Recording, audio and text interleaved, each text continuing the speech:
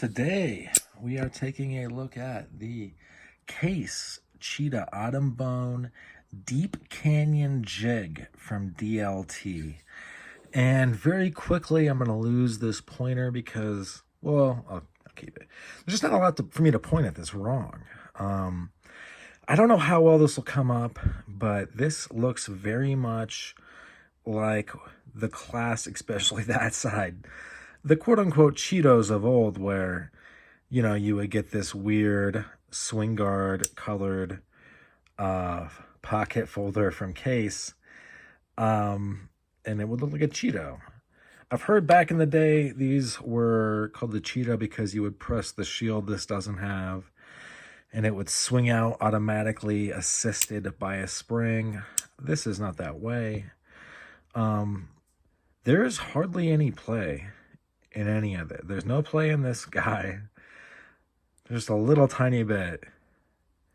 Sometimes, not all the time.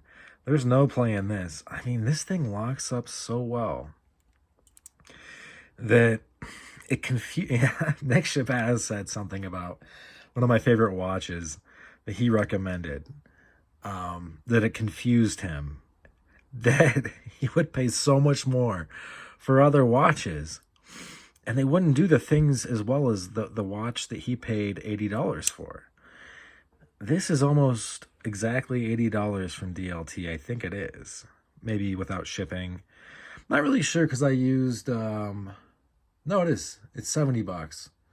So with shipping, which is about 10 bucks. I mean, if you want to get it quick. I'm just saying this,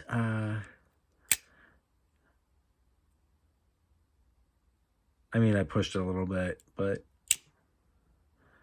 that'll fall like that more often than not. I guess at some point, I mean, maybe this is a user knife. I plan to use this for a collector. And if that's the case, I think Case does that very well. No pun intended. I just think they get a hard time sometimes. I got this from a dealer who would take it back. I think most will, actually. Even people from eBay take them back. But this is going to stay in my collection, probably as a user, just because it is... I'm not even a huge Cheetah guy, but this thing is so much of that I am stoked on it. And it's like, you know, this is why I collect knives. This is why I collect pieces of cutlery. It's not necessarily to turn a knife into profit, although that happens. It's more or less because it really captures my fascination and imagination. And as a kid, I guess there was just a lot of pocket knives I couldn't have, you know, like I couldn't afford.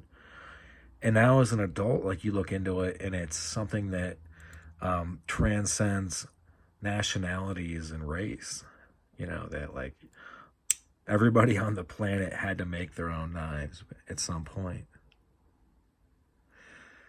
But anyway, maybe a little bit too deep there at the end, but that's all she wrote for now.